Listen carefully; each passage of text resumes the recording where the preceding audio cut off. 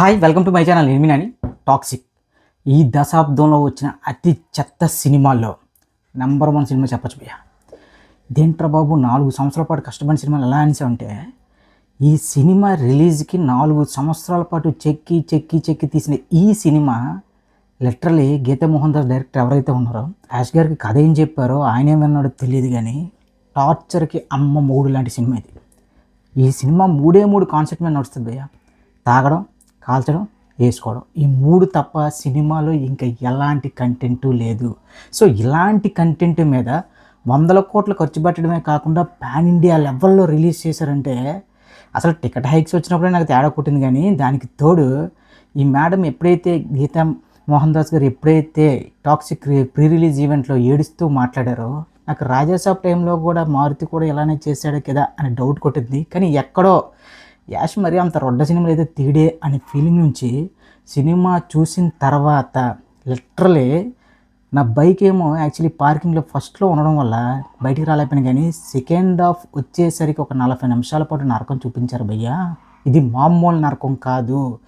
అసలు ఎవడు ఎవరిని కాలుస్తున్నాడో తెలియదు, అసలు ఎవడికి డాడీయో తెలియదు, అసలు ఏం జరుగుతుందో తెలియదు. అదొక రోప్తకి అమ్మ ఊర్లాంటి సినిమా. సో దయచేసి మీ టికెట్ డబ్బులు సేవ్ అవ్వాలంటే ఖచ్చితంగా ఈ సినిమా అయితే స్కిప్ అవుతుంది. అసలు ఎలా చెప్పను, ఏ సినిమా గురించి ఇంత నెగిటివ్గా మాట్లాడిన కానీ కంపరం వచ్చేస్తుంది ఈ సినిమాని తలుచుకుంటుంటే.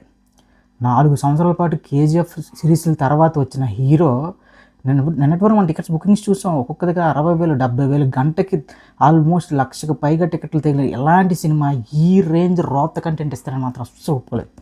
హీరోలు అందరూ వచ్చిన ప్రతి ఓళ్ళు యాస్తో టింగ్లు అయిపోతూనే ఉంటాయి. ఒక ఇద్దరిని క్షమించారంటే సినిమాలో ఒక నయనతార గారిని, హిమా కురేషి గారిని, వీళ్ళిద్దరిని తప్ప మిగిలితో అందరితో కూడా ఫైటింగ్లే భయ్యా. మామూలు ఫైటింగ్లు కాదు.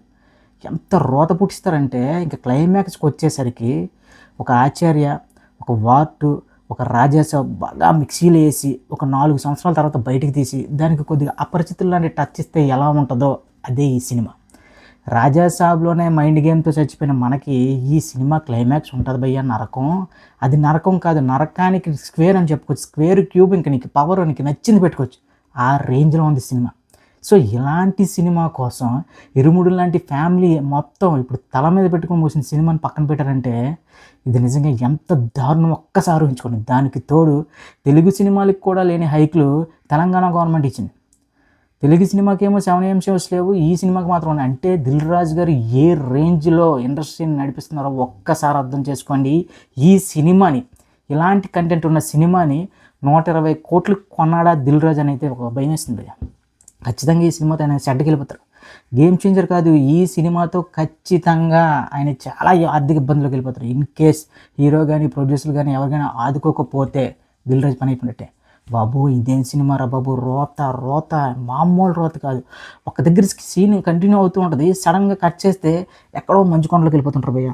ఎక్కడ గోవా, ఎక్కడ హిమాలయాలు, ఎక్కడ అసలు అది ఏ కంట్రీలో జరుగుతుందో కూడా తెలియదు. స్నో మౌంటైన్స్ మధ్యలో ఫైట్లు, విపరీతమైన సొల్లు. ఇక గోవా బ్యాక్డ్రాప్లో అంటే నేను ఏదేదో ఊహించుకున్నాను. కానీ ఫస్ట్ నాకైతే ఒక 20 మినిట్స్ 15 మినిట్స్ భయ్య.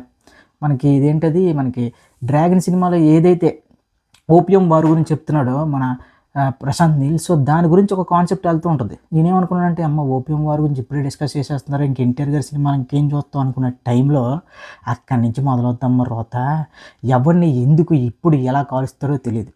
అసలు ఎవడు విలన్ గ్రూపో ఎవడు హీరో గ్రూపో ఇంకా క్లియర్గా చెప్పాలంటే ఇంకా కేజీఎఫ్ హ్యాంగర్లోనే ఉన్నాడు యాష్ బాస్. భయ్యా నువ్వు దాంట్లో నుంచి బయటికి రావాలి, నువ్వు ఇంకా కేజీఎఫ్లోనే ఆ టైప్లోనే డైలాగ్ మోడ్యులేషన్స్, ఆ టైప్లోనే బాడీ లాంగ్వేజ్ ఉంటే దెబ్బది ఇక్కడ. దానికి తోడు డబ్బింగ్ ఉంటుంది భయ్యా. తెలుగులో ఎవరు చెప్పడం కానీ ఒక్కొక్క క్యారెక్టర్కి సగం ఇంగ్లీష్లో మాట్లాడుకుంటారు అనుకోండి, కానీ కొన్ని పదాలు ఉంటుంటే మగాడందరూ కూడా నడుము కిందకి ఏంటో మాటలు ఇష్టానుసారంగా రాశారు భయ్యా. ఓకే టాక్సిక్ అని పేరు చెప్పినా సరే మాకు బుద్ధి లేక థియేటర్కి వెళ్ళాం, కానీ టాక్సిక్ అన్నప్పుడు అర్థం చేసుకోవాల్సింది ఈ రేంజ్ దారుణమైన ఉంటాయని ఉండొచ్చు. కానీ అసలు కథ ఎక్కడ మొదలవుతుంది, ఎక్కడ ఎండ్ అవుతుంది, ఏ క్యారెక్టర్ ఎందుకు వస్తుంది, ఎందుకు వచ్చింది, ఎందుకు వెళ్ళిపోయింది. రుక్మిణి శ్రీవాస్ క్యారెక్టర్ ఉంటుందమ్మా దాన్ని, ఆవిడ క్యారెక్టర్ రుక్మిణికి ఫేవరెట్ భయ్యా.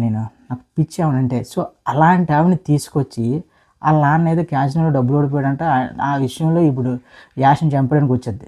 అక్కడ ఒక చిన్న మళ్ళీ ఇంటిమేట్ సీన్, దాని తర్వాత మళ్ళీ ఆడేమో సారీ అడిగాడంటే నాకు ఫ్రస్ట్రేషన్ మెంటల్ చెప్తున్నా. ఆ హీరో ఏమో హీరో క్యారెక్టర్ ఏమో వెంటనే రుక్మివాసంతో వాళ్ళ ఫాదర్ అప్పులను తీర్చేస్తాడు, మళ్ళీ అటాక్ చేస్తాడు, నాకు యాక్షన్ వైపు ఎప్పుడు మీ నాన్న రావద్దు అని చెప్పని. సో ఏంటది అందులో ఈ సినిమాలో క్యారెక్టర్ పేరు, యాష్ క్యారెక్టర్ పేరు ఏంటది, రాయో రప్పో ఇటుకో తెలియదు కానీ రోత రోత రోత రోత మామూలు రోత కాదు భయ్య. తర్వాత ఇంకా యంగేజ్ క్యారెక్టర్ వస్తుంది భయ్య, ఆడు వచ్చినప్పుడు ఉంటుంది ఇంకా పిచ్చి మామూలుగా లేదు. సో దయచేసి ఈ సినిమాను మాత్రం ముఖ్యంగా చెప్తున్నాను, ఓటీటీలో అయినా సరే మీరు ఇన్ కేస్ పైరసీ చూసినా, ఇన్ కేస్ థియేటర్కి వెళ్ళినా సరే మీ పిల్లలు మాత్రం తీసుకెళ్ళొద్దు దయచేసి, చాలా ఇబ్బంది పడతారు.